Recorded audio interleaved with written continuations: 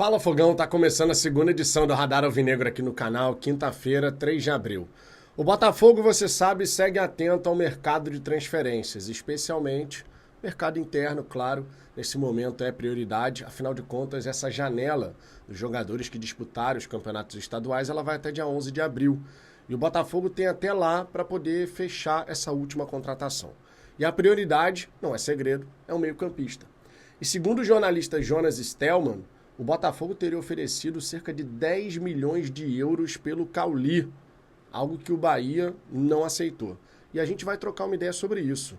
10 milhões de euros pelo Cauli, sinceramente, um tanto quanto exagerado. Fora, claro, a situação do Botafogo seguindo ali, monitorando o Wesley, aquele que está no Al Nassr, que era do Corinthians, então. A gente vai trocar uma ideia sobre isso, só que, claro, depois da vinheta.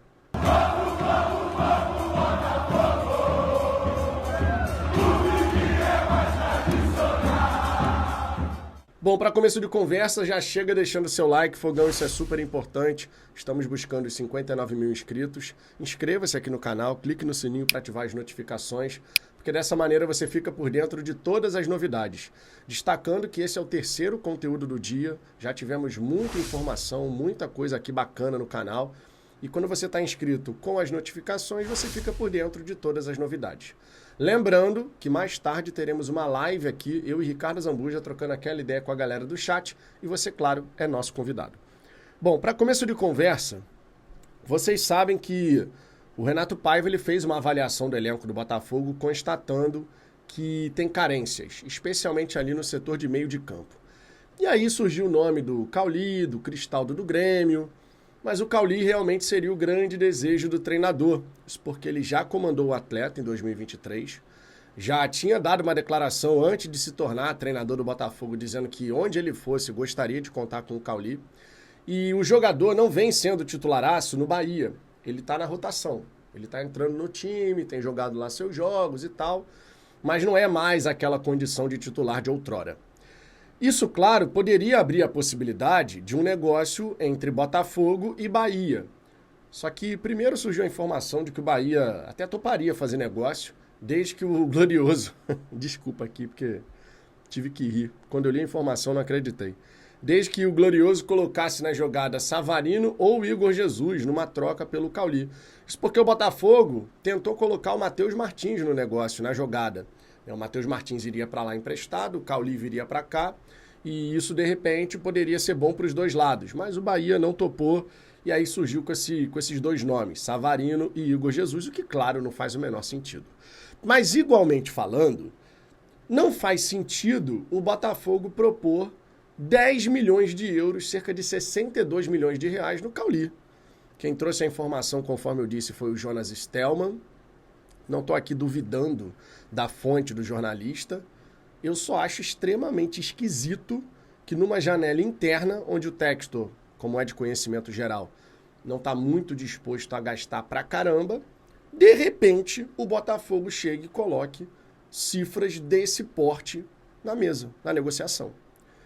Eu achei muito esquisito. O Bahia, segundo a informação, não se animou com a possibilidade. O que também é esquisito, porque o Cauli tem 29 anos de idade, e mesmo que seja uma venda no mercado interno para um concorrente, vamos botar assim, é muito dinheiro por um atleta de 29 anos de idade, que nem titular é. Porque se o Cauli estivesse sendo titular, você ainda entenderia. Mas não é o caso. Ele só está na rotação. Ele é um jogador do elenco. Fato é, Fogão, tem muita coisa nessa história da montagem do elenco do Botafogo que a gente fez as coisas meio invertido, né? Demoramos muito para ter o treinador, a definição sobre quem comandaria o time do Botafogo, e montamos um elenco sem ter essa visão do profissional que comandaria os atletas. E agora, em meio a essa janela interna, a gente tem que correr contra o tempo para dar mais uma peça para o treinador que identificou essa carência, especialmente ali falando do meio de campo. É óbvio que a gente também tem que olhar para outras situações, por exemplo, a ponta direita. A gente não sabe como é que vai ser com o Natan por ali. Hoje, efetivamente, para jogar na ponta direita, nós temos o Arthur. O Savarino também pode fazer? Também. Mas o Savarino deu declaração recente deixando claro que ele tem se sentido mais à vontade jogando com liberdade por dentro, que foi onde ele arrebentou em 2024. Foi um duplo-duplo que ele conseguiu na temporada jogando dessa maneira. Você não colocou o Savarino para ficar correndo atrás de lateral. Você deixou o jogador ali por dentro, fazendo aquela marcação inicial ali junto do atacante, do Igor Jesus, mas sem se desgastar, indo até a linha de fundo praticamente para acompanhar o lateral adversário. Então hoje você tem ali uma carência também. E não é à toa que o Botafogo monitora mais um ponta. No caso o Wesley. Só que o Wesley, assim como tantos outros jogadores que a gente tem no elenco, ele tem como preferência atuar pela esquerda. É o caso do Matheus Martins. É o caso do Santiago Rodrigues. É o caso do Jefinho. O Natan também gosta de atuar pela esquerda, embora ele possa fazer o lado direito. Já vimos ele fazer o lado direito. O Matheus Martins ontem até entrou pelo lado direito, daqui a pouco o Santiago Rodrigues estava no lado direito. Eu imagino que a gente vai ter trocas constantes em relação a isso. Mas é sempre bacana quando você tem o especialista da posição. O cara que naquela função ele acaba jogando muito. O Arthur tem tudo para crescer ali no Botafogo, porque na carreira dele ele se desenvolveu bem por ali. Seja no Red Bull Bragantino, seja no Bahia, seja no Palmeiras, no próprio Zenit. Ele consegue ter um bom volume de participações em gols ao longo de uma temporada jogando por ali. Então o Botafogo está atento ao mercado, o Botafogo está de olho em tudo que está acontecendo. Mas assim, eu já falei aqui em live e eu torno a falar nesse vídeo. O Cauli é bom jogador? É. Agregaria aqui com toda certeza. Mas daí, você tratar o Cauli como a salvação da lavoura, você colocar, se for o caso, tá? Tô dando o benefício da dúvida. Essas cifras na contratação do atleta, tentando a contratação do atleta, pô, cara, eu considero isso uma grande loucura, honestamente. Eu não sei vocês, quero saber a opinião, né, de todo mundo que tá aqui acompanhando esse vídeo, tá assistindo ao vídeo. Se você chegou até aqui, deixa seu comentário aqui embaixo. 10 milhões de euros no Cauli, se isso realmente procede. Exagerado ou faz parte? É isso aí mesmo. Eu considero uma loucura essas cifras num jogador que não é titular, num jogador que tem 29 anos de idade, que é bom sim, mas que não pode ser considerado a grande salvação do meio de campo do Botafogo. Um atleta que esse aqui vai chegar e vai resolver todos os problemas. Eu não vejo o Cauli sendo esse jogador. De verdade, sendo muito sincero, não vejo o Cauli sendo esse jogador. Essa salvação total, a salvação master do nosso meio de campo. Perdemos muito tempo na janela que mais interessava. A janela internacional, onde você pode contratar de tudo quanto é lugar. O fato da gente não ter conseguido definir rápido a questão do treinador foi muito prejudicial para a montagem do elenco, para a gente poder ter essa visão de quem vai comandar os atletas.